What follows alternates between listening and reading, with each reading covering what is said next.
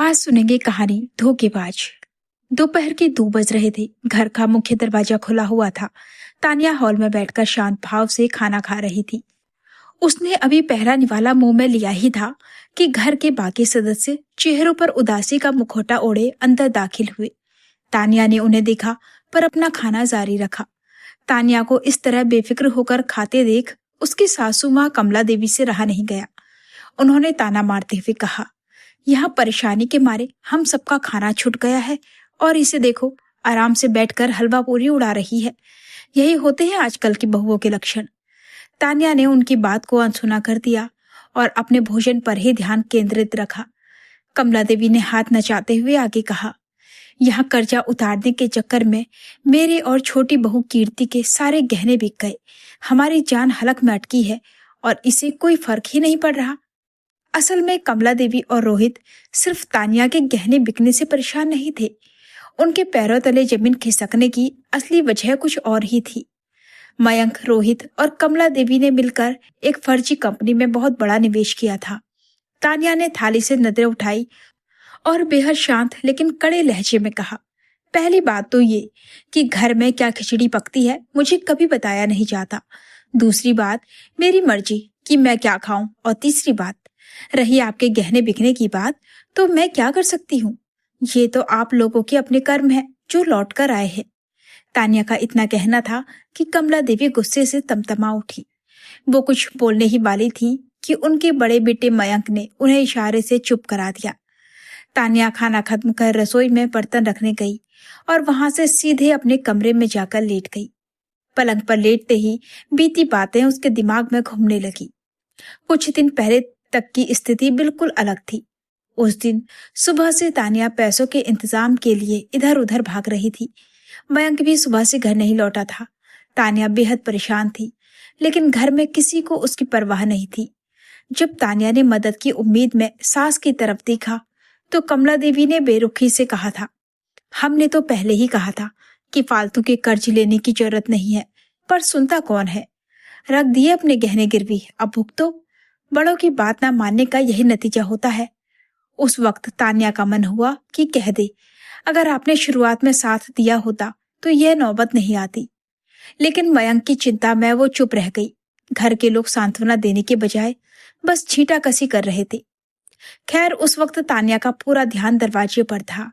थोड़ी देर बाद मयंक थका हारा घर लौटा। उसे देखकर तानिया की जान में जान आई। वो तुरंत मयंक के पास गई और पूछा, क्या हुआ मयंक, पैसों का बंदोबस्त हो पाया? मयंक चुपचाप नजरें झुकाए खड़ा रहा। उसकी चुप्पी देखकर तानिया समझ गई कि काम नहीं बना। मयंक सुबह से भूखा था, इसलिए तानिया ने अपने आंसुओं को छुपाते हुए कहा, कोई बात नहीं, तुम पहले खाना खा लो, फिर मिलकर कोई रास्ता निकालेंगे। रसोई में मयंक के लिए थाली लगाते हुए तानिया की आंखें भर आई। वो उन गहनों के बारे में सोच रही थी जो उसकी शादी में उसके पिता ने बड़े चाव से दिए थे, और कुछ गहने उसकी माँ के थे जो उन्होंने अपनी इकलौती बेटी को सौंपे थे। उन गहनों से तानिया की भावनाएं जुड़ी थी, लेकिन पिछले साल मयंक के बिजनेस में घाटा होने की बात कहकर वे सारे गहने गिरवी रखवा दिए गए थे। तब यह भरोसा दिया गया था कि बिजनेस चलते ही गहने छुड़ा लिए जाएंगे, पर ऐसा कुछ नहीं हुआ। मयंक ने बाद में बहाना बनाया कि जो पैसे बिजनेस में लगाने थे वे उसकी छोटी बहन निशा की शादी में खर्च हो गए, क्योंकि माँ ने घर में हंगामा खड़ा कर दिया था। अब स्थिति यह थी कि बैंक से वार्निंग कॉल्स आ रहे थे और ब्याज देने तक के पैसे नहीं थे। मयंक ने तानिया से झूठ बोला था कि उसका अपना बिजनेस घाटे में है, ताकि वो तानिया के गहने और उसकी माँ का दिया हुआ सोना हड़प सके। मयंक ने वे गहने गिरवी नहीं रखे थे, बल्कि सीधे एक जौहरी को बेच दिए थे। वे पैसे मयंक और रोहित ने उस फर्जी कंपनी में लगा दिए, जहां उन्हें उम्मीद थी कि रातों रात रकम दोगुनी हो जाएगी। लेकिन ठीक उसी दोपहर उन्हें खबर मिली कि उस कंपनी का मालिक सारे पैसे समेटकर विदेश भाग चुका है। उनका अपना असली बिजनेस भी इस चक्कर में ठप हो गया था, क्योंकि उन्होंने मार्केट से भी भारी ब्याज पर कर्जा उठा रखा था। अब लेनदार उनके दरवाजे पर आकर खड़े होने वाले थे। वे अपनी इसी बर्बादी पर रो रहे थे। उधर तानिया ने अपने देवर रोहित और सास से मदद मांगी थी, पर उन्होंने साफ मना कर दिया था कि हमसे पूछकर कर्जा लिया था क्या, जबकि उनका अपना काम अच्छा चल रहा था। इन सब यादों से निकलकर तान्या जब मयंक के लिए खाने की थाली लेकर कमरे से बाहर आई तो मयंक हॉल में नहीं था। पास के एक कमरे से फुसफुसाहट की आवाजें आ रही थी। तान्या ने थाली टेबल पर रखी और उस कमरे की तरफ बढ़ी, पर वहां जो बातचीत चल रही थी उसने तान्या के पैरों तले जमीन खिसका दी। कमरे के अंदर मयंक, कमला देवी और रोहित बात कर रहे थे। कमला देवी ने पूछा, कहाँ घूम रहा था इतनी देर से मयंक? मयंक हंसते हुए बोला, कहीं नहीं माँ, बस अपनी पसंद की फिल्म देखने थिएटर गया था, पर पता नहीं क्यों तान्या के लिए थोड़ा बुरा लग रहा है। रोहित ने तंज कसा, अब हम क्या कर सकते हैं भैया, उसने अपने पिता के इलाज के लिए अपनी सारी एफडी दे दी, पर अपनी ननद की शादी के लिए पैसे नहीं निकाले। हुआ क्या, उसके पिता भी नहीं रहे और पैसे भी डूब गए। मयंक ने कहा, हाँ माँ, अगर मैंने बिजनेस में घाटे का नाटक न किया होता तो तान्या अपने गहने कभी नहीं देती। एक पत्नी अपने पति के लिए कुछ भी करने को तैयार रहती है। उसे तो अभी भी लग रहा है कि गहने गिरवी रखे हैं, पर उस नादान को क्या पता कि उसके गहने तो हमने कब के बेच दिए। कमला देवी मुस्कुराई, अगर उसने वह एफडी निशा की शादी के लिए दे दी होती तो कम से कम उसके गहने तो बच जाते। धड़ाम, तान्या ने अचानक कमरे का दरवाजा खोल दिया। एक पल के लिए कमरे में सन्नाटा छा गया।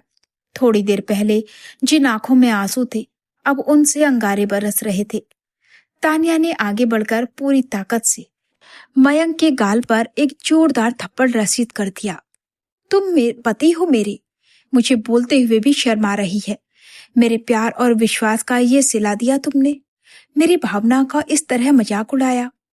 तान्या की आवाज कांप रही थी, पर उसमें शेरनी जैसी दहाड़ थी। कमला देवी चिल्लाई, बस कर बहू, तेरी हिम्मत कैसी हुई मेरे बेटे पर हाथ उठाने की? अभी के अभी तुझे इस घर से धक्के मारकर बाहर निकालती हूँ।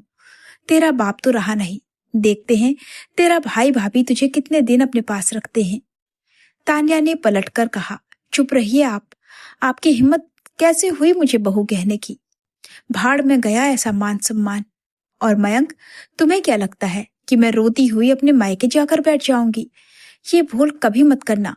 मैं इसी घर में रहूंगी और तुम सबका सुख चैन छीन लूंगी। रोहित ने बीच में बोला, देखते हैं तुम कैसे रहती हो यहाँ, तुम्हारा दाना पानी उठ चुका है इस घर से।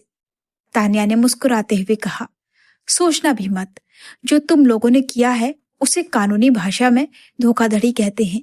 तुमने कहा था कि बैंक से लोन लिया है, लेकिन तुम्हारे पास ऐसा कोई कागज नहीं है। मैं पढ़ी लिखी हूँ, मुझे कानूनी दांवपेच अच्छे से आते हैं। अगर मैंने पुलिस केस किया तो जेल की हवा खाओगे। रही बात बदनामी की, तो पूरे समाज में तुम लोगों पर थू थू होगी। वहां से तान्या सीधे पुलिस थाने गई। उसने अपनी सुरक्षा के लिए ससुराल वालों के खिलाफ शिकायत दर्ज कराई कि यदि उसे कुछ भी होता है तो जिम्मेदार उसका ससुराल होगा। आज भी तान्या उसी घर में रहती है, उन लोगों की नाक के नीचे। पूरा ससुराल एक तरफ है और तान्या अकेली एक तरफ, लेकिन अब वो अपनी जिंदगी अपने शर्तों पर जीती है। वो काम करती है जो उसे पसंद है। वो आज अपने पैरों पर खड़ी है, आत्मनिर्भर है और किसी की मोहताज नहीं है। उसकी मुस्कान हमेशा यही कहती है, अब मैं किसी से नहीं डरती। किसी पर भी अंधविश्वास करना भारी पड़ सकता है, चाहे वो आपका जीवन साथी ही क्यों ना हो। विपरीत परिस्थितियों में रोने या हार मानने के बजाय अपनी शिक्षा और कानून का सही इस्तेमाल करके अपने हक के लिए लड़ना ही असली समझदारी और बहादुरी है। आत्मनिर्भरता ही महिला की सबसे बड़ी शक्ति है। दोस्तों, क्या तान्या ने मयंक पर हाथ उठाकर और उसी घर में रहकर सही फैसला किया, या उसे तुरंत तलाक ले लेना चाहिए था? आपके अनुसार क्या आज के समय में भी बहुओं को अपने सारे अधिकार पति या ससुराल के हाथों में सौंप देने चाहिए? अपनी राय कमेंट बॉक्स में जरूर साझा करें। यदि आपको ये कहानी पसंद आई हो तो हमारे चैनल को लाइक, शेयर और सब्सक्राइब करना ना भूलें। हम आपके लिए इसी तरह की प्रेरणादायक और दिल को छू लेने वाली सामाजिक कहानियां लाते रहते हैं। घंटी के आइकन को जरूर दबाएं ताकि अगली कहानी की सूचना आपको सबसे पहले मिले। दोस्तों, मिलते हैं अगली एक नई और बेहतरीन कहानी के साथ। तब तक के लिए अपनों का ख्याल रखिए और खुश रहिए। और सुनते रहिए एन के हिंदी कहानियाँ। धन्यवाद।